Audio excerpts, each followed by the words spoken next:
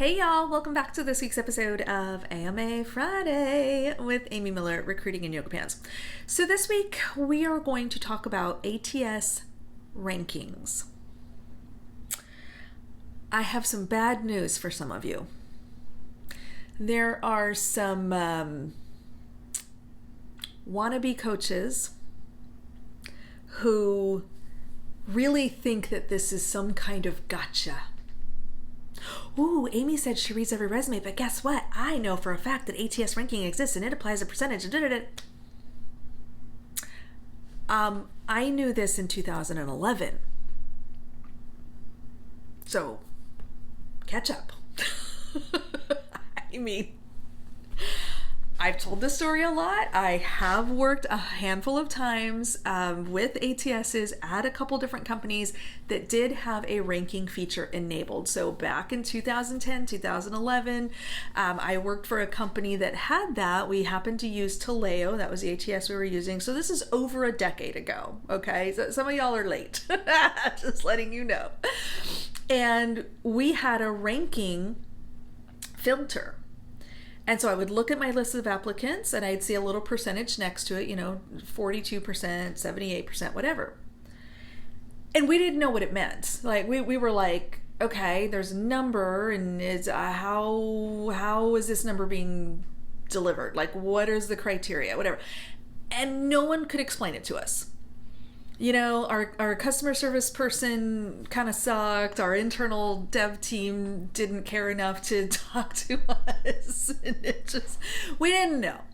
So we kind of tested it, right? We kind of would okay, this says 72%. I don't see it. I don't know what this person doesn't clearly illustrate their fit, moving on.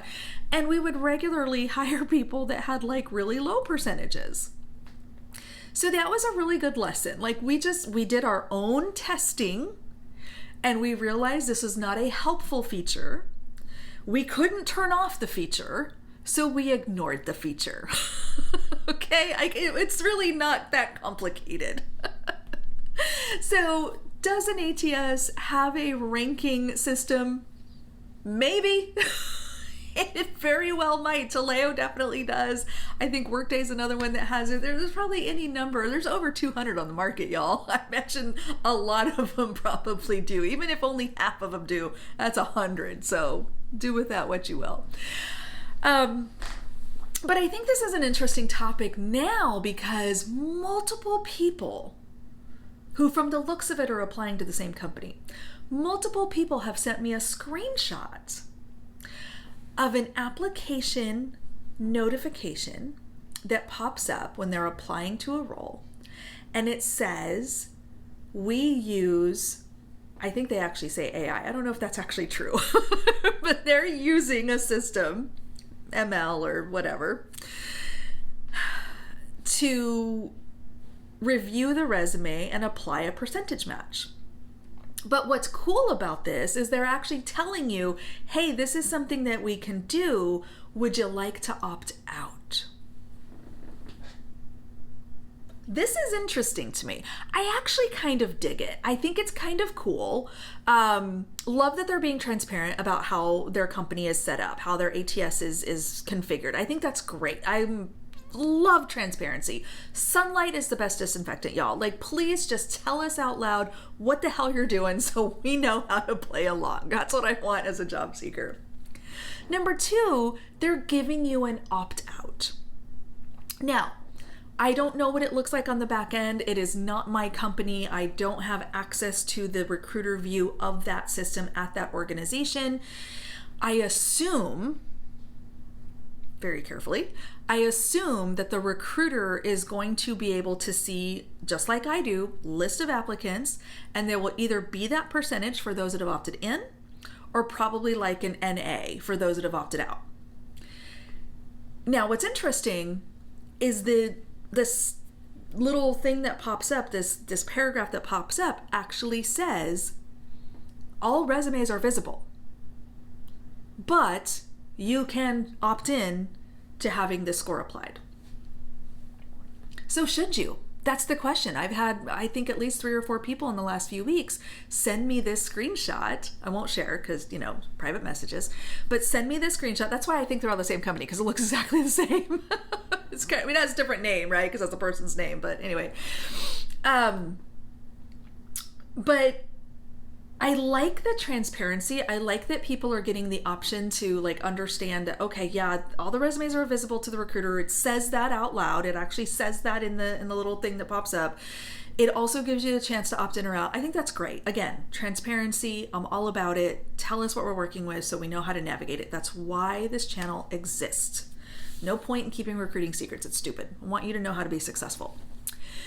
So now the question becomes, given the choice as a job seeker, do I opt in?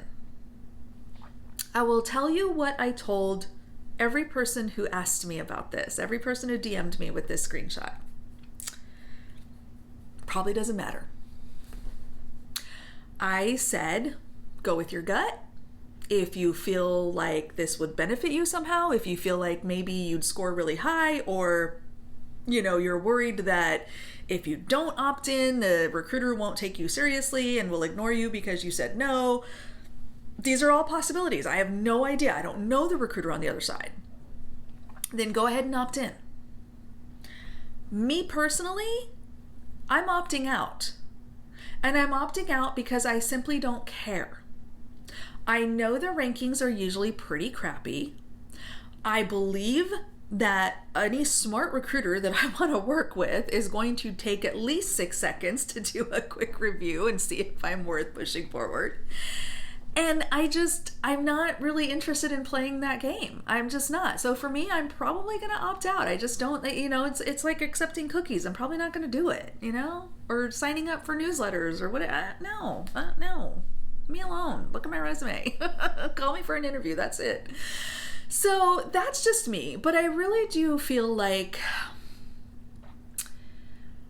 this is probably a non-issue, but I genuinely want job seekers to go with what they feel serves them best. Now, in a perfect world, maybe you can identify a recruiter at that organization, right? May not be the one that's hiring for the role you applied to, but maybe you can track someone down on LinkedIn and just ask the question, hey, I was applying for a role at your company.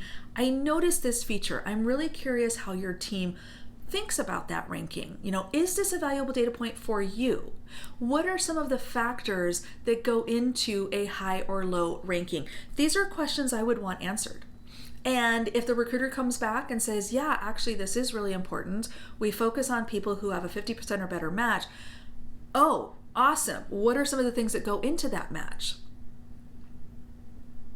Because as we've learned from the resume scanner test, some of those matches are bullshit. And that's my concern. I've never scored over 50%. I think 52% is my record in one of the resume scanners. Now, this is not necessarily what the ATS would give, right? Because I don't know what the criteria is that's been put into the back end or how the machine learning model is set up or what have you. But I also am smart enough to realize that if I'm dealing with a company that is leaning on that percentage match, and if I don't know what is good or how it is measured to make sure I can game the system, because let's face it, this is what we're doing here. This is ridiculous, but whatever, here we are. If I don't know how to optimize for that, I don't want to play. I don't play games I can't win. Ask my family. I will dominate any situation that I enter, including Monopoly. Point being, the ATS ranking is not new. There's nothing secret and mystifying about this other than how the hell the number is configured, because I don't know. I assume it's like a keyword match of some sort. No one can give me a direct answer. Thank God I don't have it and haven't had it for years, because I would ignore it. And finally, the only thing that you really need to worry about is doing your best to understand what is the problem that this company is trying to solve with this role. If you can get in touch with a recruiter who's going to be kind enough to give you 5 minutes of their time to walk you through what that looks like, wonderful. If you're not getting that feedback, if you're not able to hear directly from the source how they do it, use your best judgment. Do what feels comfortable for you. If the risk of not opting in outweighs the potential reward of opting in and maybe getting a high score, you get to decide, right? I can't make that choice for you because we don't have access to the data that would help me understand if it's a good idea or a bad idea. But I do want to encourage you that, as always, the most important thing you can do with your resume is to show that there is no doubt that you are qualified for the role based on the requirements, the responsibilities, the expectations, and God willing, they've listed specific, basic, and preferred qualifications so you know what matters most. In the absence of that, same as I always say, try to find an advocate in the organization, try to connect with people, either recruiters, hiring managers, or potential peers that work at the companies you want to work for, and try to understand how recruiting happens where you want to be. Don't let ranking and AI and all this mystical stuff freak you out, because I promise you, it's really not. It's so archaic, you guys. You have no idea. We're over here holding shit together with duct tape and tears, okay? It's not that complex. But I understand why some of y'all are asking. So I hope that puts y'all at a little bit of ease, gives you some peace around this. When in doubt, ask the recruiter at the company. They know better than somebody who, I don't know, worked at a mall kiosk or something. I'm just saying that those people probably don't have the expertise that an actual recruiter would. All right, y'all. We'll see you next week.